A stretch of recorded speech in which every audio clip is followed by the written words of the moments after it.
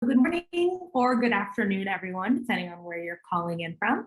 I'm very pleased to welcome you at another session of Discovery Energy Efficiency, or Discover EE. I may be a new face to some of you, so I'll introduce myself. My name is Velikova, and I'm the Communications Manager here at Efficiency Canada. I'll be hosting today's Discovery session. I'm calling in from Tiohtià:ke, also known as Montreal, which is the traditional territory of the Kanien'kehá:ka of the Haudenosaunee Confederacy, the Huron-Wendat, the Abenaki, and the Anishinaabe. And while we're a remote workplace, so I live in Montreal, Efficiency Canada is based at Carleton University, which is the traditional unceded territories of the Algonquin Nation. You can learn more about Carleton's Indigenous offices and resources at carleton.ca/Indigenous. So before we get started, I want to remind everyone that our guest speaker will present for about 20 minutes, and then we'll open the floor to questions. Please use the Q&A box at the bottom of your Zoom screen to submit questions. This way, other people can upvote what they want to hear about. We have a hard stop at 12:45 Eastern time, so in 45 minutes, and we want to respect everyone's busy days. So we may not be able to get to all the questions, but I'm sure our guests will share their contact info if you have any further questions. So I am pleased to welcome our guests today, Karim, Abraham, and Shaun Cormier. We're going to learn how Community Power and Takla Nation are taking a practical approach to developing a multi-year housing upgrade plan to unlock funding for large-scale housing and energy efficiency renovations in Takla Landing. Our guests will highlight how they're taking a partnership approach to moving from energy and housing assessments through to construction and ensuring quality workmanship throughout. So please join me in welcoming Karim and Shaun. Over to you. Thanks, Evie. I really appreciate that introduction, and good morning or good afternoon to everyone. Really nice to be here and to speak with everyone today. We're really excited to present on some of the work that we've been doing in partnership with Community Power and Sasuchan and Takla Nation. So for those of you who don't know me or Shaun, my name is Karim Abraham. I'm the CEO at Community Power, and I'm grateful to live on the stolen ancestral lands of the Coast Salish people, specifically the shared traditional territories of the Tsleil-Waututh, Katzie, Musqueam, Squamish, Stolo, and Coquitlam First Nations. So my land acknowledgement reminds me to be grateful every day for the stewardship of the land that I love by generations of Indigenous peoples in the past and to today. It grounds my own personal reconciliation journey in a way that aims to give back to the land. And so for us, it's about reducing the destruction of the land and working to improve the lives of Indigenous peoples in all the communities that we gratefully serve. As you mentioned, I'm joined by Shaun Cormier from Sasuchan Development. Shaun is a strategic partnerships manager and lives on the traditional territory of Lheidli in Prince George. For those of you who don't know Community Power, so we're a social enterprise. So we support communities to take action on energy and housing projects. We've been around for about 13 years, and we've learned a lot of hard lessons in that time. And we're, I think those lessons have really led us to the philosophy and approach that we're really excited and pleased to speak to today. And so our purpose as an organization is really to support and empower Indigenous nations to improve housing conditions. And that means to provide safe, healthy, energy efficient, and comfortable homes for their members. And I'd like to kind of just start with a bit of a reality check that probably most of us recognize, but I think it's important to really understand kind of from an objective perspective. So 44% of First Nations people who live on reserve live in a home that's in need of major repair. Houses that are in remote and special access reserves are 3 times more likely to require a major repair than homes in urban reserves, and 26% of Indigenous households in Canada live in energy poverty. And so you can see with just these 3 stats alone, there is a housing crisis for Indigenous people in housing, especially those in remote and rural communities. And so that's really where our work is focused, and it's the work that Shaun and our team have been working on together for the past few years. And so, we talk about housing, but, for us and for the members and for Takla Nation, it's about a home, like providing homes for people. And so, we believe that a home should be safe, it should be healthy, it should be comfortable, and it should also be energy efficient. And energy efficiency, of course, means that it's more affordable and energy bills aren't outrageously high. But when we think about trying to solve problems like this at a community level at scale, we really start to think about housing outcomes or community housing outcomes. And this is really where community leadership is often focused, kind of on broader community housing outcomes that are really critical to community well-being overall.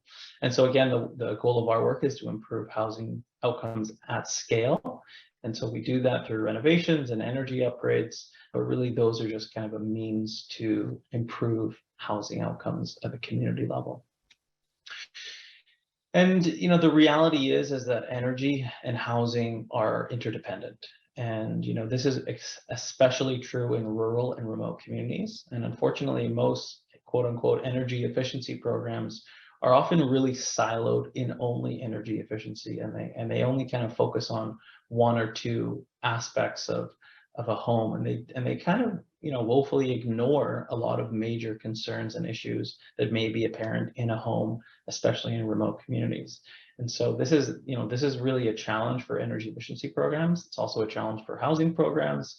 And so most of the nations that we work with, the goal is to significantly improve all aspects of housing. And this is certainly kind of the conversation that Shaun and his team and the nation and we had early on is how do we improve homes at scale? And how do we also make them more energy efficient to reduce bills, but also, again, improve housing outcomes at a whole? And so unfortunately, participating in another energy efficiency program is not always the right approach. And so I'll now pass it over to Shaun to introduce himself and Takla Nation in Sasuchan. Thanks, Karim. So just a bit of a background to the Takla Nation. I've been working for Takla Nation for the past 3 years now. It's a beautiful remote community located primarily at Takla Landing, which is about 5.5-hour drive northwest of Prince George. It's accessible by road. It's got a dirt road for over half of that drive, so 3.5 hours on dirt road. It's a very large traditional territory, which encompasses 27,000 square kilometers and 18 very remote satellite reserves. So about 2.5, 3 years ago, Chief and Council came to us with a vision. So Sasuchan Development Corporation being the economic arm of the nation, they came to us and said, look, we want to improve housing on reserve. We want to build houses sustainably and into the future. We want to build new housing, 10 houses a year for the next 10 years is our goal. And we want to improve existing housing stock. We want to reduce energy costs because bills are dramatically high compared to other remote areas in BC. And we want to improve our energy reliability because the power line leading to Takla goes out up to 5 to 6 times a month, and there's only backup diesel. So we started with those principles and that vision for where we're going. And with that vision, it aligned a lot with our core beliefs and our mandate to respect the land, the people, and the culture, to work with the environment that we're in, and also to build capacity within the community amongst our staff and amongst the people living there. So it encompassed looking at housing, encompassed all of our core beliefs here at Sasuchan.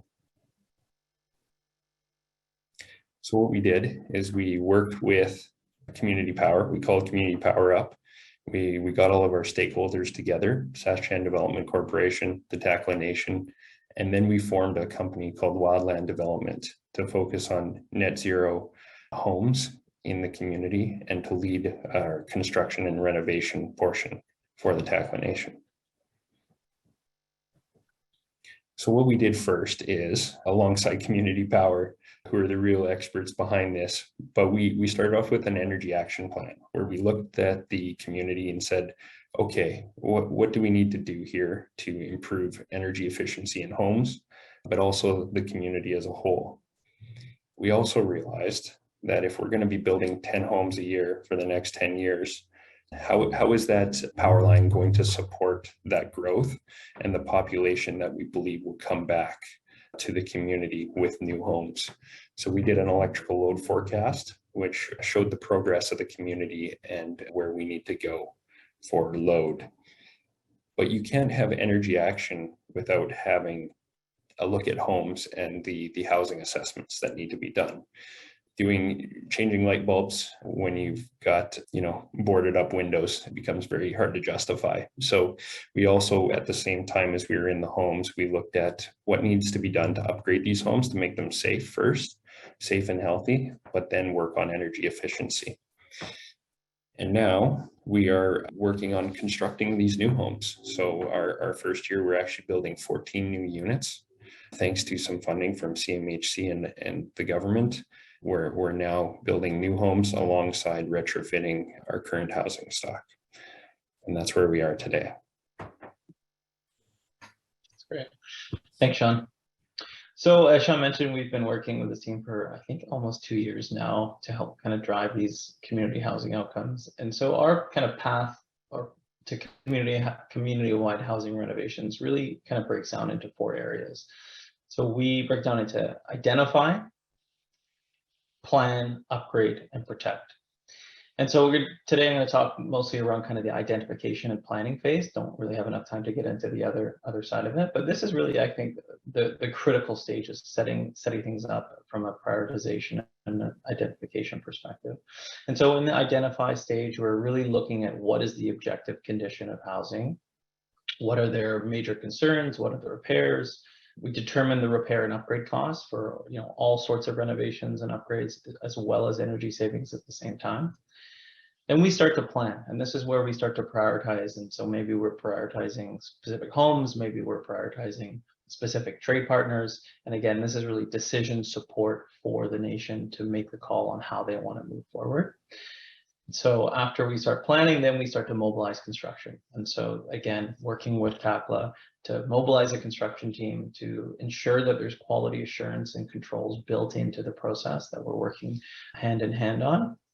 And then afterwards, we're looking at how do we protect that investment? These are significant dollars going into improving homes. How do we ensure we embed a maintenance system and other tools and resources to ensure that, again, that investment is protected for the long term? And throughout this whole process, we're working with Shaun and his team and the nation directly, all to do community engagement. And so this is critical at every aspect to over communicate. So this is, working with community members, with leadership, with all the different stakeholders, with the funders, to make sure that we're, again, over communicating. And the other thing we're doing all the time is we're trying to source funding. And so we kind of need to pick and choose from different funding organizations and different programs to fund the work throughout this entire process. And so that's, again, where we're working hand in hand to constantly be looking for funding from different places.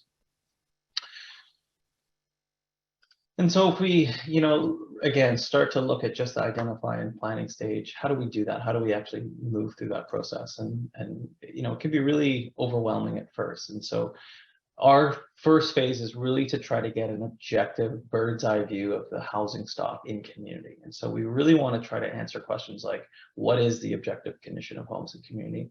Which homes need major repairs? What internal resources does the Takla have or does the nation have to address repairs? Are there health and safety concerns? Are there mold issues, electrical issues, structural issues? How do the homes perform from an energy perspective? What opportunities are there to reduce energy costs? Is there funding available? Should any of the homes in Takla be retired or should they be repaired? And how should work be prioritized? So these are really tough questions to answer, especially for, typically falls on a housing manager and on one person with limited resources. And again, to get the level of detail that's often required to enable action at scale is a lot of specialized work. And so that's kind of where we really want to provide that picture for the nation so Takla can make informed decisions. And so we start off with, this is George Richardson, the housing manager, former housing manager at Takla Nation. This is our team up there last spring. And so we start with housing assessments, we then do some analysis and reporting, and then we get into cost estimating.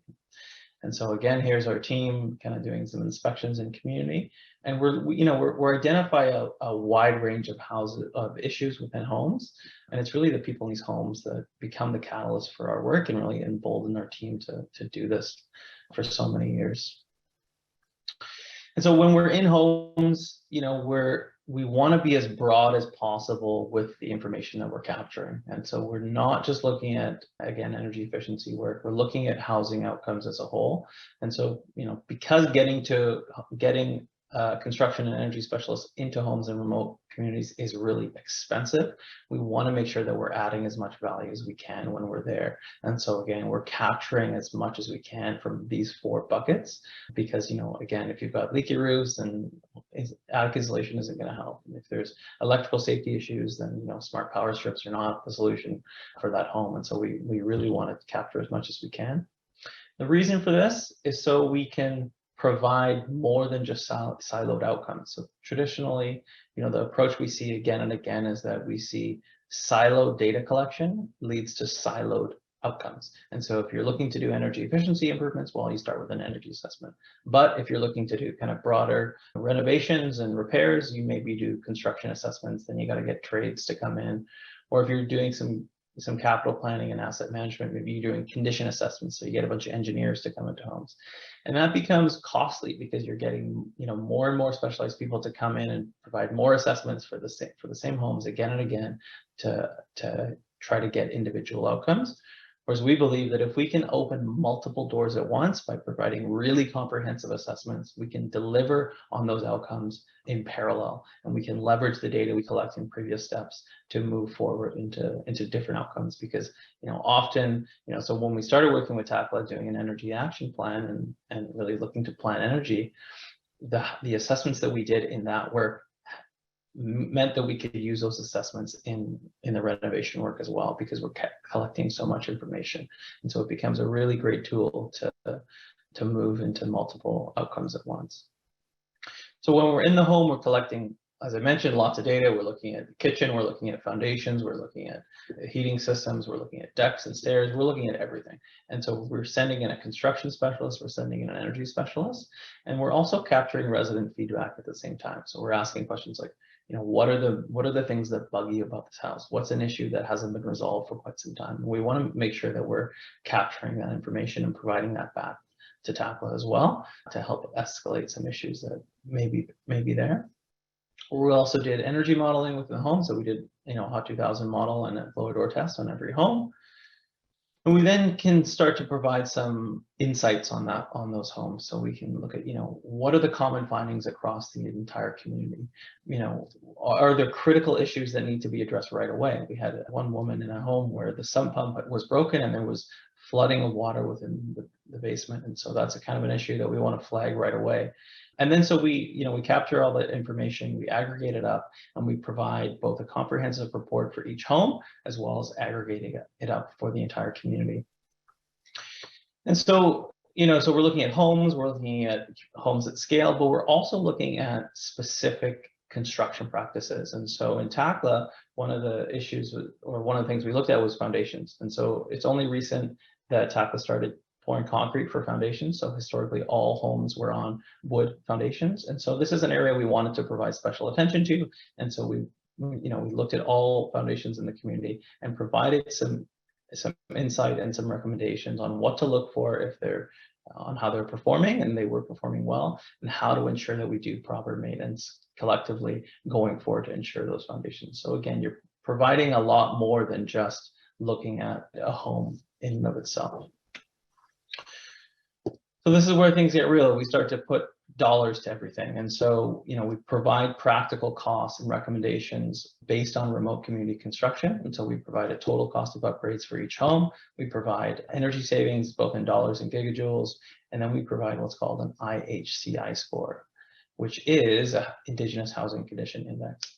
And so this is a metric that was developed by Community Power for BC Housing. And it's really to provide kind of an unbiased decision-making tool for the condition of a home. It's based on FCI, or Facilities Condition Index, which is a typical asset management tool used in commercial buildings, and really just kind of scores the condition of a home based on the replacement cost of that home, and what it would cost to repair that home based on real remote community construction.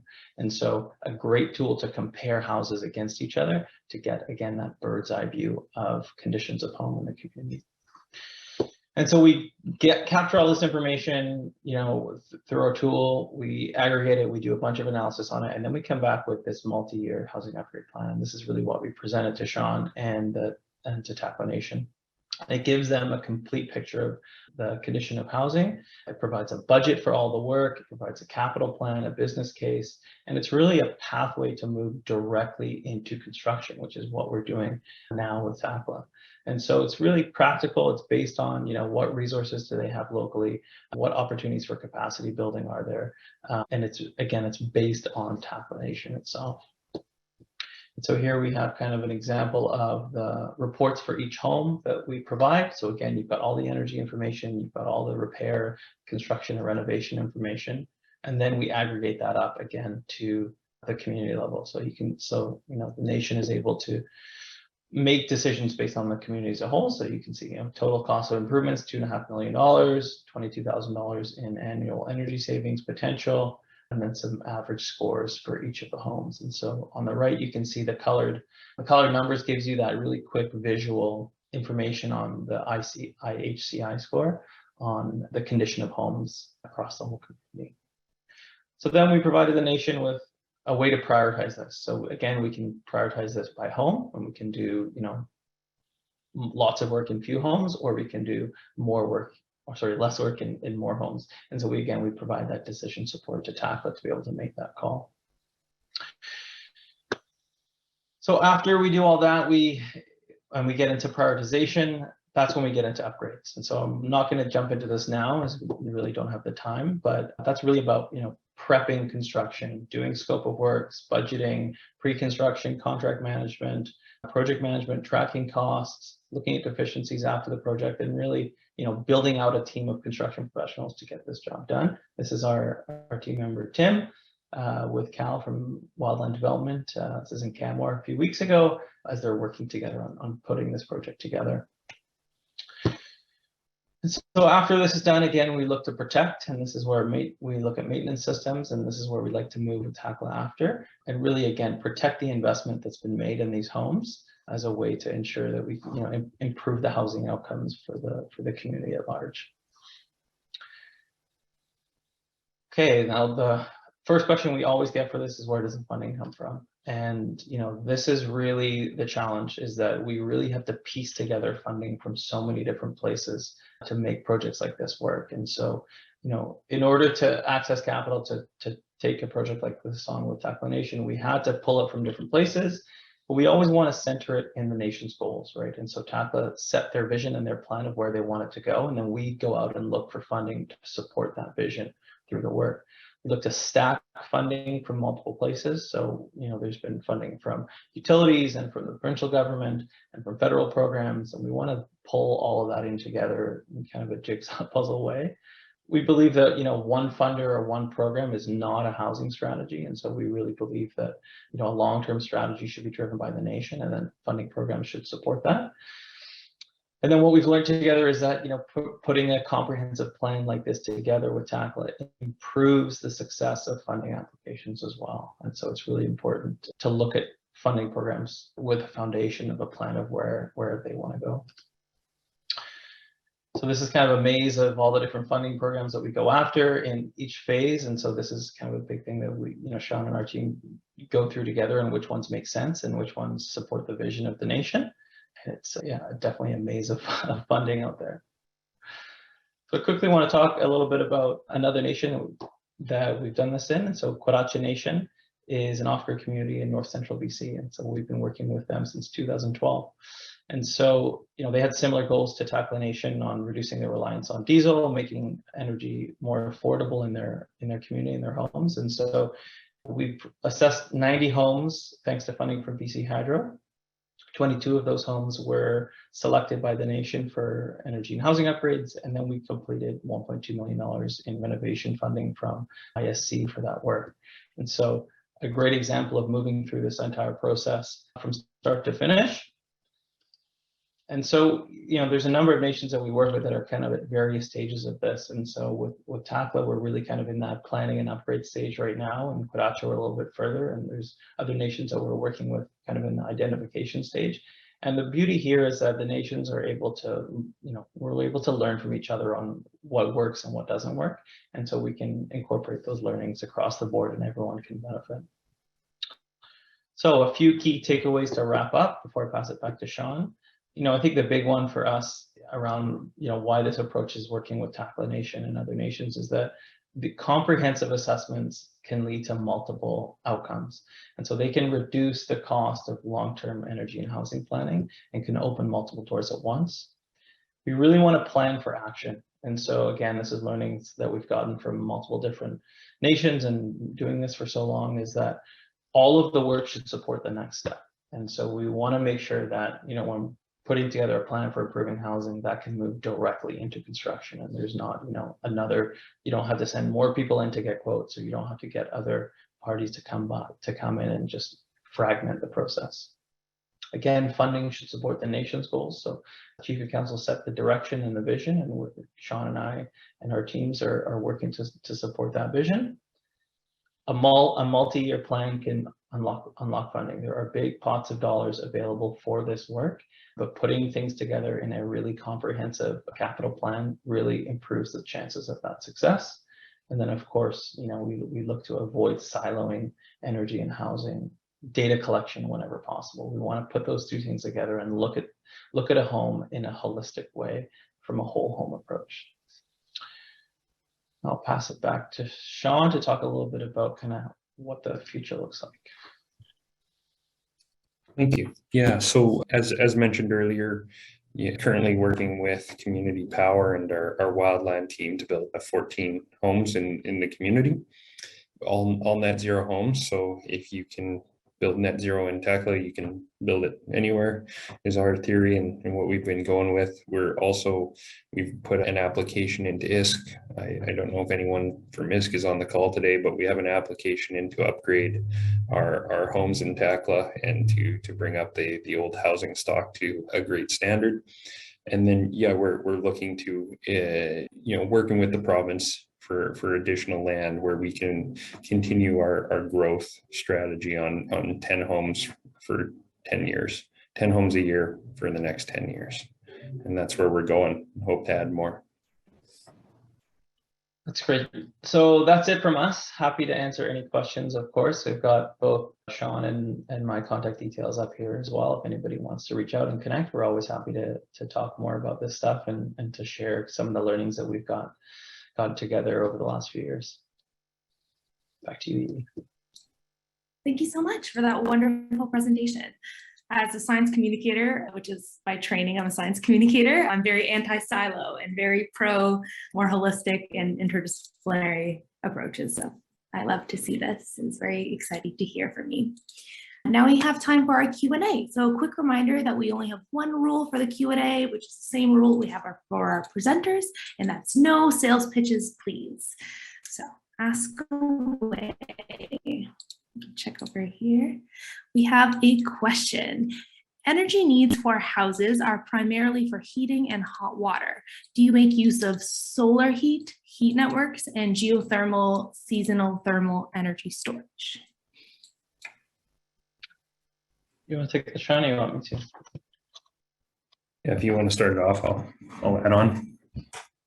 Yeah, so really what we're looking at in Takla is housing, really building envelopes as a starting place, right? That's kind of where the best return on investment comes from, and also improving housing. Heating systems for the new construction are hydronic on the concrete slabs, so that you're getting a really nice even source of heat in the whole home. You've got a really airtight home, and you're using kind of the thermal mass of that slab to heat up the entire home. And so that's the model is a really efficient way to go. And so we're, part of the community energy action plan that we did a couple of years ago identified potential renewable sources.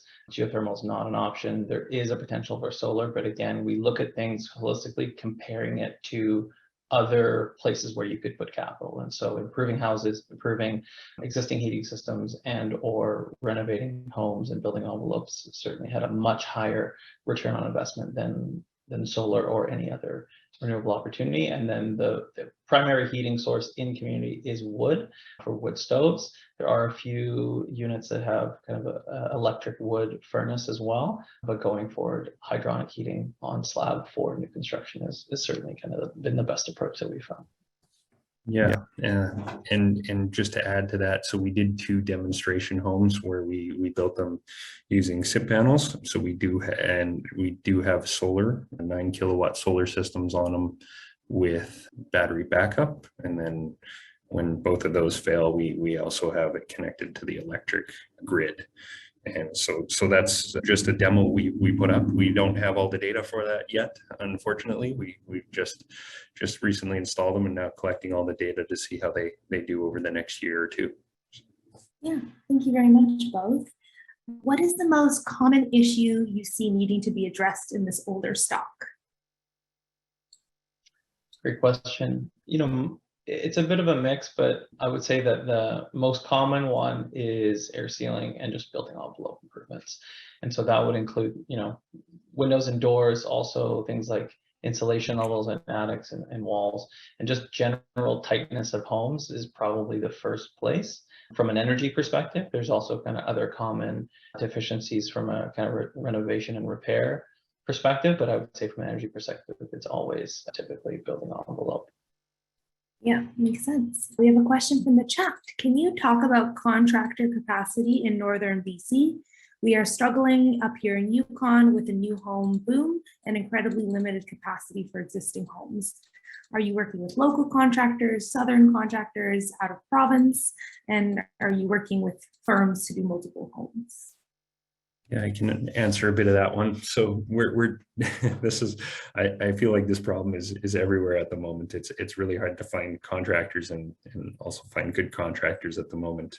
Because of our remote location, we struggle to find and get contractors up there. We've learned our lesson from bringing contractors from the south. We've had many difficulties there and struggles, but we do right now. We're currently working with contractors that are only 3 hours away that have come up to the community and are actually doing a large program. It's hard to get contractors to come up for one home, but now that we're building 14, it becomes a little more enticing for contractors to come up and do work in the community and spend some time there. But you also run into, of course, many struggles like where do they live while they're in community, and how do you keep them there for a long time to finish off those homes if there's other people in the community that need houses as well. So capacity is an issue, but we're looking at building that up internally as well. So half contractors, half internal team at this time. Yeah, and I would just add to that I think, Shaun mentioned that it's a real struggle for so many communities and so many nations and everywhere in the north. And I think that's why it's really critical to have a team that's done it before to support those efforts in finding good contractors. What do you look for in a good contractor? How do you set up contracts? How do you make sure that systems and processes are in place so that you are getting quality? Because we've seen so often in many communities, really poor workmanship and low quality materials being used, and that's because there isn't an abundance of contractors available. And so I think those systems and setting standards and guidelines and specifications from the get-go in that kind of pre-construction phase is really important to ensure that, if you don't have the pick of the litter for contractors, well, at least make sure that, there's systems in place to ensure that, you have QA checks throughout the entire process so you avoid some of those pitfalls that we've unfortunately seen so many times. Yeah, of course. This is a related question, but can you speak to if or how you incorporate capacity building and training within communities in your work, if at all? Yeah, so I talked previously on our demonstration homes. So we did 2 demo homes in the community using SIP construction, and we had about 4 to 5 people that were able to assist in that. and really be a part of that project. Structurally insulated panels go up like Lego blocks in most cases, and so for having community members be a part of that, it was really easy to do. Other things like pulling wire is also easy to do because you only need a red seal electrician to come on board when connecting it to the breaker or to the outlet. So we're able to build capacity where we could. There's also a sawmill in the community. So some materials that we got from there from the sawmill were incorporated into the house, into the home, so that we could build capacity that way as well. So we did it in a variety of ways, and not to say that everyone participated in the whole build of the house all the time, but there were people that were frequent in the build and a part of it, learned things, took part in the finishing, the painting, and those pieces. So we incorporated people from the community where we could, and to build up those skills and then transfer them to sort of the renovation piece as well. So part of the new build, but also renovating and retrofitting the old housing stock in the community too.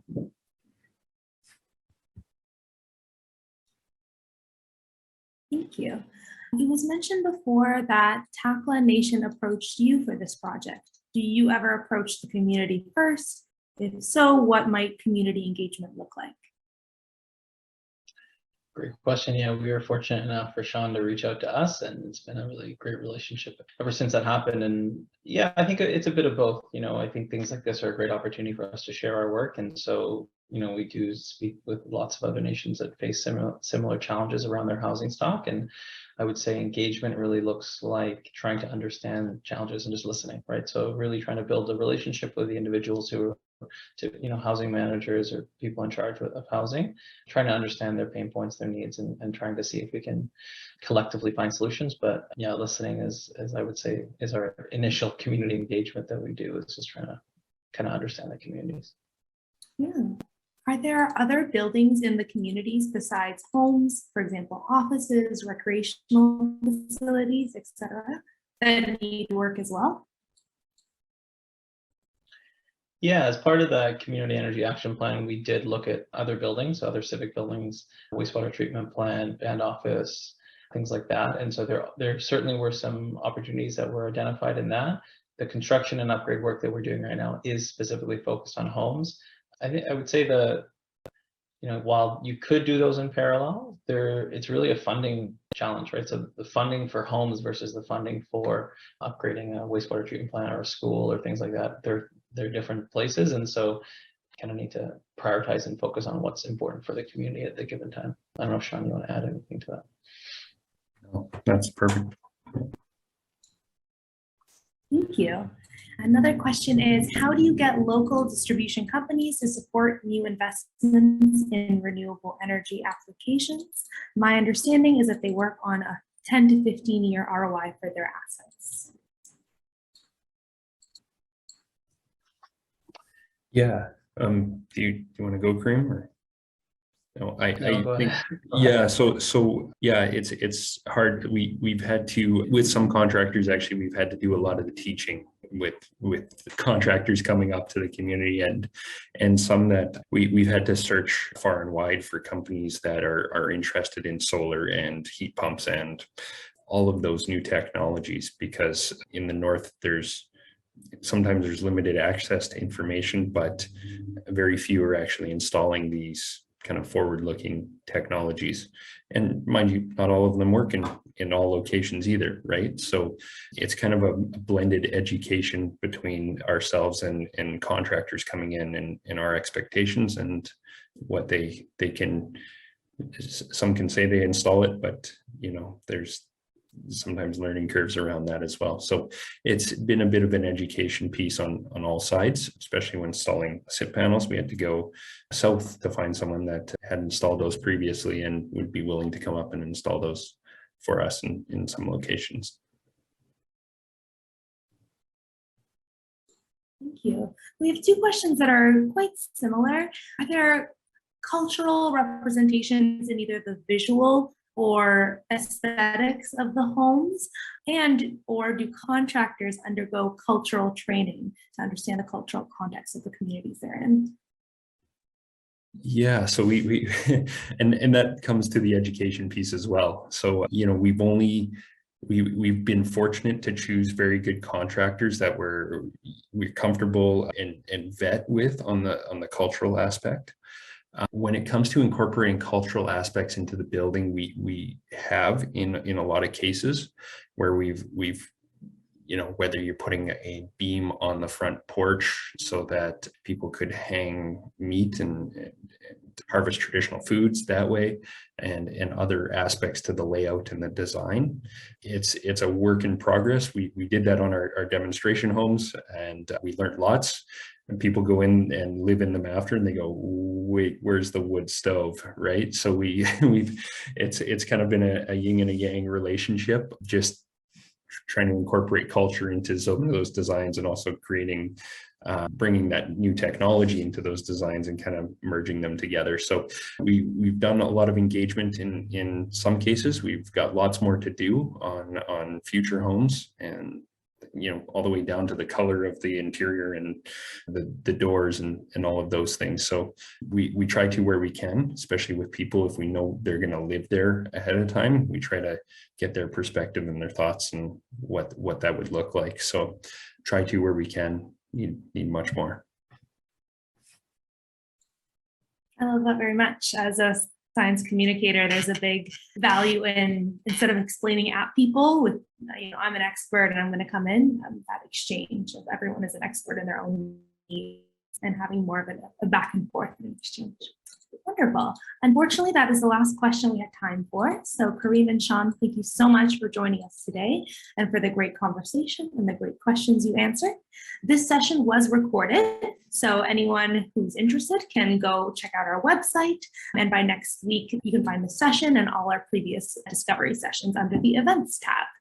And finally, this may come as a shock to some of you, but this is the last discovery session for the summer. So we're going to take a hiatus in July and August, and we'll be back with a newfound spring in our step in September. In the meantime, you can stay connected with us by joining our Discovery Hub to keep that community alive, or join our mailing list to get up to date on any energy efficiency developments. So thank you for joining us, and we'll see you in September. Thanks, everybody. Thank you. Bye now. Wonderful. And as contact info were up there for anyone interested in reaching out to our panelists. Thank you, everyone. Have a wonderful day. Bye, Karim and Shaun. Bye. Bye.